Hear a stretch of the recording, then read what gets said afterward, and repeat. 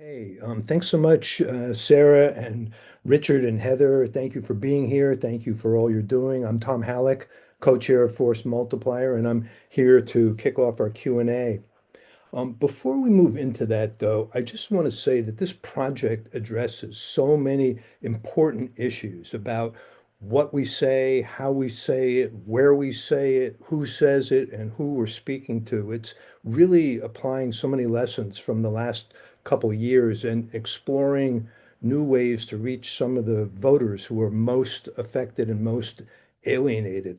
This is not only the kind of work that needs to be done to win elections, but to bridge divides and create a movement that can move the country forward. This is really democracy building work. So I just want to say, if you are inspired by what you're hearing and want to support this work and help it get scaled, please consider making another donation. Okay, so our first questions. I just want to be sure that we all kind of understand this program and what you're doing. So you are doing this program in six House districts that have strong rural and small town populations, and you're going to be messaging about the impact of various budget cuts and federal policies to there. How are you going to know if this is working? And Heather, I think I might start with you. What metrics are you going to have for this program? Sure. So I can speak to certainly how we evaluate and measure content and whether it works. And I know I was presenting fairly quickly, but there are two primary KPIs, key performance indicators that we use when we are looking at our program regularly. And then we layer deeper analysis, qualitative analysis as we go forward. The first is reach, which is how many people are seeing the content that you're doing, which is a slightly higher value metric than impressions, which is just that can kind of just pass by. But reach is really how many people are actually seeing it versus impressions. So I could see something 5 times versus once.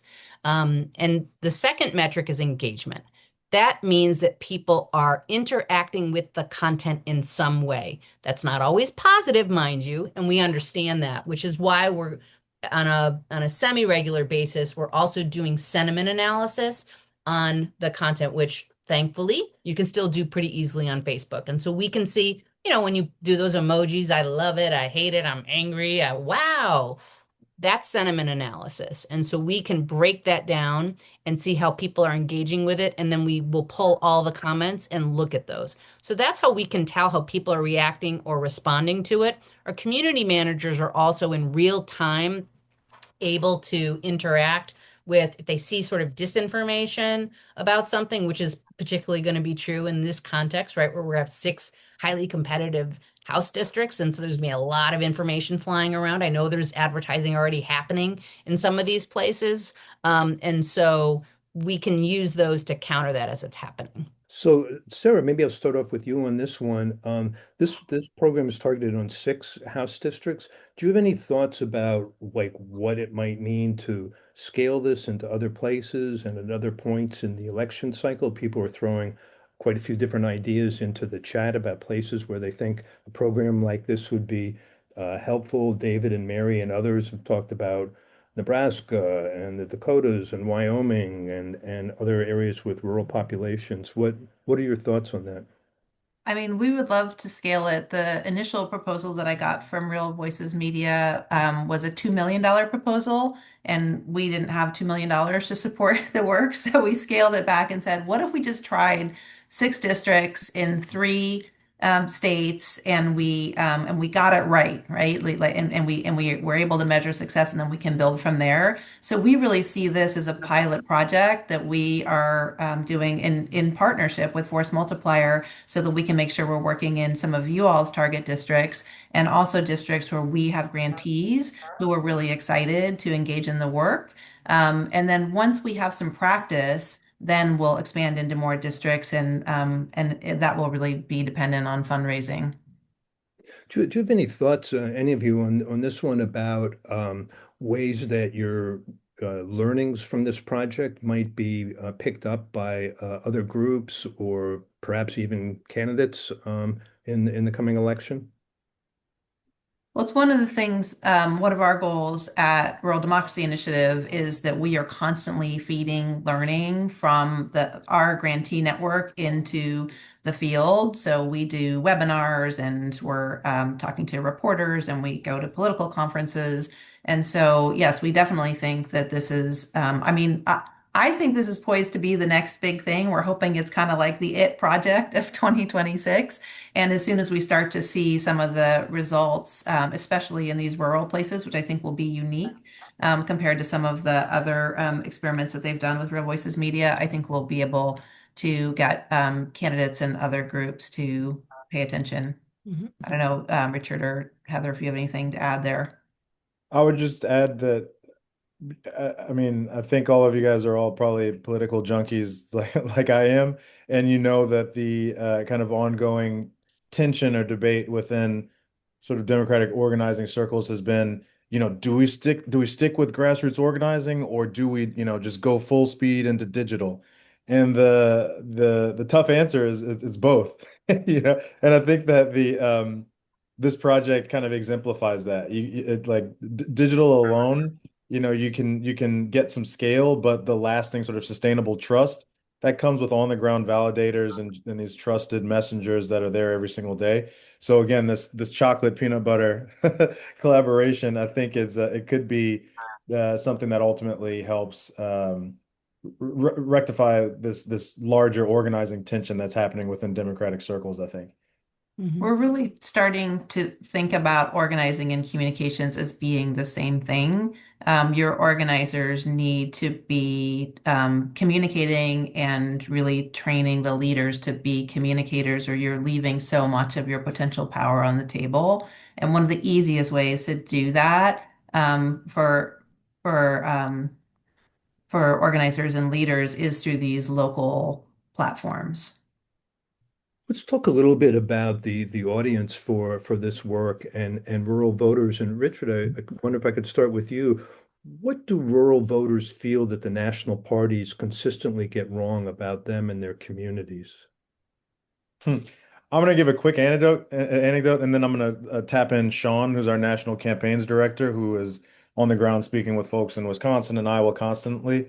I'll just say that I went to I mentioned before that in Wisconsin last year we held roundtables ahead of the election, and I go to it's not totally rural, it's like driftless region in Wisconsin.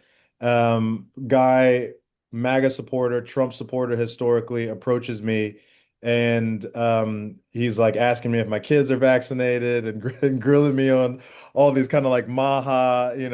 And after 15 minutes of being in conversation with him and talking about why Wisconsin needed a paid leave policy to stay competitive relative to Minnesota and why it's like crucial, infrastructure for the workforce. After talking about the Main Street Bounce Back program in Wisconsin, which helped, repurpose a lot of empty storefronts and drive new business creation. Like the guy was spouting off progressive talking points after like half an hour of being in conversation with me. And to me, this spells out that like the thing that we misunderstand as democratic organizers is that people's minds change. They change a lot.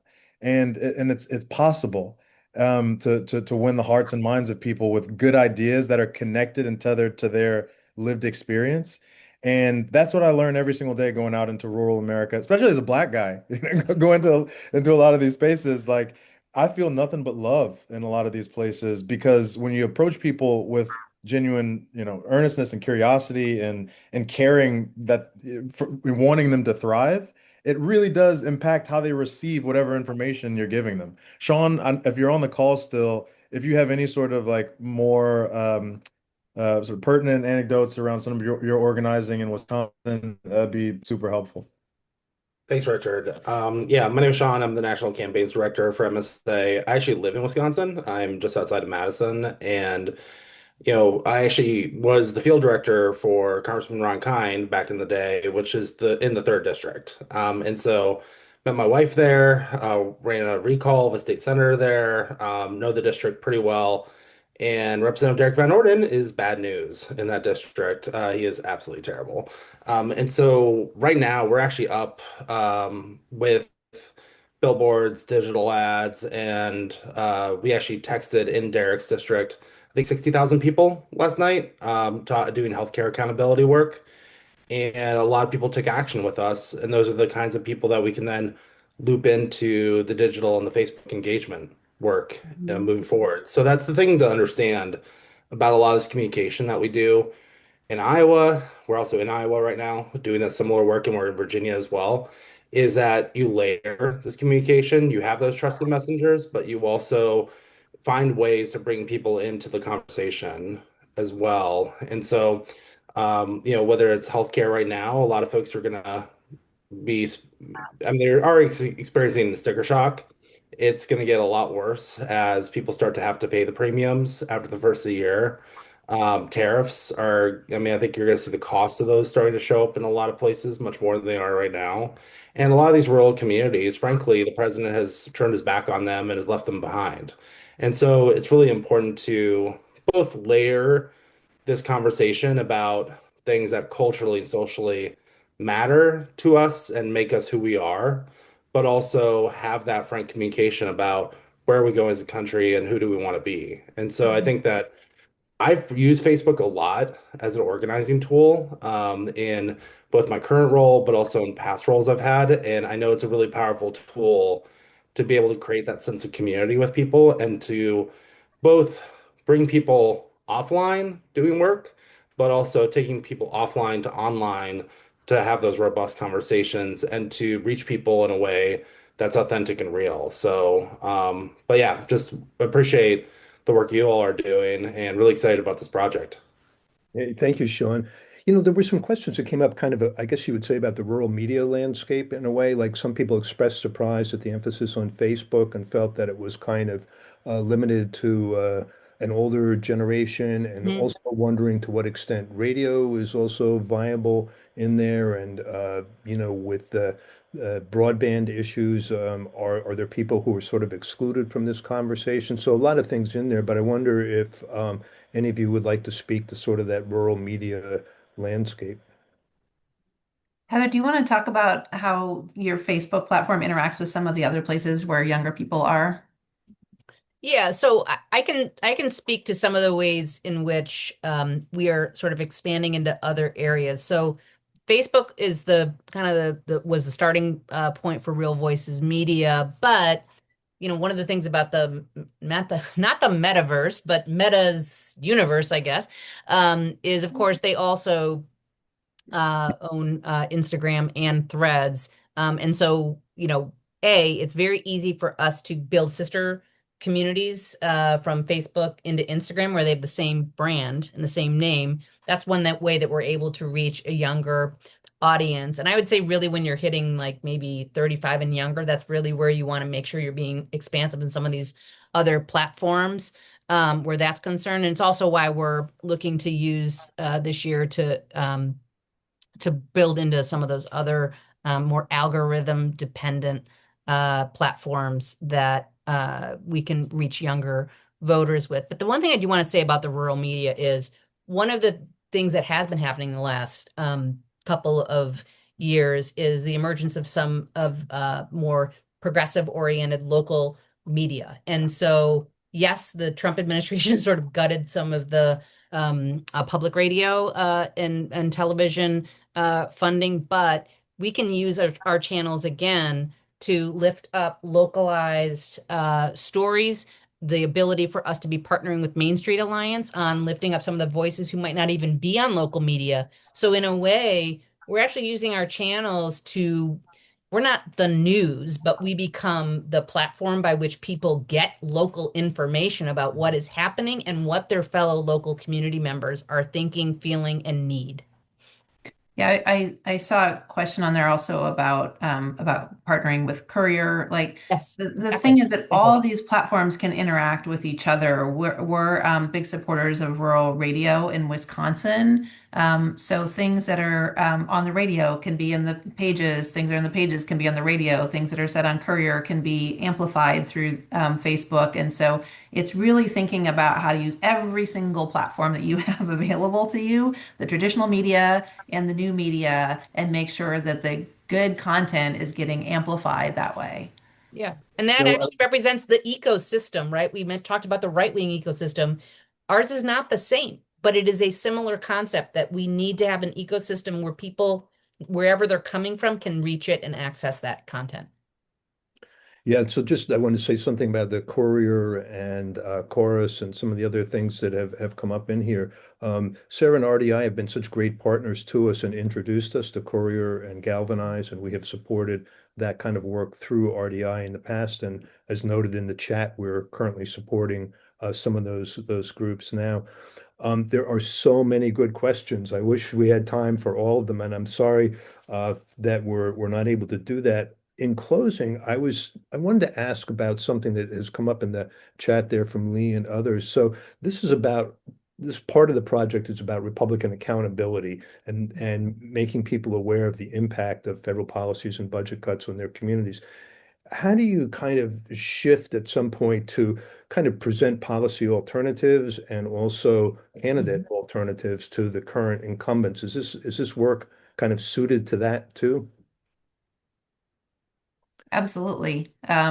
So, I mean, first of all, we've spent the past 6 months and into next year on accountability because they're doing so many bad things and people need to hear about them and they need to see that we're fighting back. And honestly, our highest performer in our accountability cohort has been Main Street Alliance, which is why we know they're going to be such great partners on this project. Um, but the other thing we found is that you have to be explicit about what party and what candidate is on your team in rural places because most people just, they're not used to voting for Democrats. They don't know Democrats. They're not getting Oh, contacted by Democrats. And so you have to move from the kind of C3 to the C4 and political conversation with people and be super clear about it at a certain point. And I think what Heather was saying is that once you've established this trusted relationship, because you've been talking for the past, 9 months about all the issues, then you can say, hey, who's good on these issues is candidate X, and here's what she's standing for. And I'm really energized and excited about it. And you can say it in a way that feels natural and is connected to your family and to your community. So it doesn't feel like it's political advertising at that point, because it's not. It's a conversation that you're having in an online neighborhood. Can I just quickly say, and this connects to Mark Hathaway's question too. I think they're kind of similar questions about the explicit political conversation and how do you have that. But we found with some of the organizers and small business organizers in our membership that signaling early on that they don't like because a lot of the folks that we're trying to persuade here or drive accountability around have voted for Trump twice, and I think that that's like a real thing you have to contend with. And so some of the going at Trump full full on doesn't actually work and actually alienates people early on. And so some of our validators will say something like, yeah, Trump is funny, but what's not funny is, the skyrocketing ACA premiums. There's easy ways that you can kind of jujitsu flip like the charm or the love that some people feel for the GOP and for Trump into real conversations around how this administration is not meeting their bottom line and is actively gutting the infrastructure that working families depend on. But it is the type of sort of conversation you have to have gingerly with with trusted messengers like small business owners that know that you can't just come in bashing Trump and Yeah. expect to win over people in rural America. You kind of gotta, there has to be levity and comedy that paves the way for some of these deeper political conversations, Yeah. frankly. I just plus one on that. Humor is really helpful. We can't go outrage 20 all the time. You can't counter outrage with outrage. There has to be some comedy, like making fun of it, for example. Sometimes that works really well and it cuts through because people are like, yeah, that's kind of true, right? And then also bringing hope and you talked about positive, like this is the world we want. This is the world we see. These are the people who are going to lead the way for us in our community. And that's a really great way to connect people again back to their communities and the leaders who are going to take us there on the other side. Well, right now you all are leading the way, and I just really want to thank you all for being here with us tonight. And I want you to know that our community is committed to supporting your work and sees it as an important part of our work.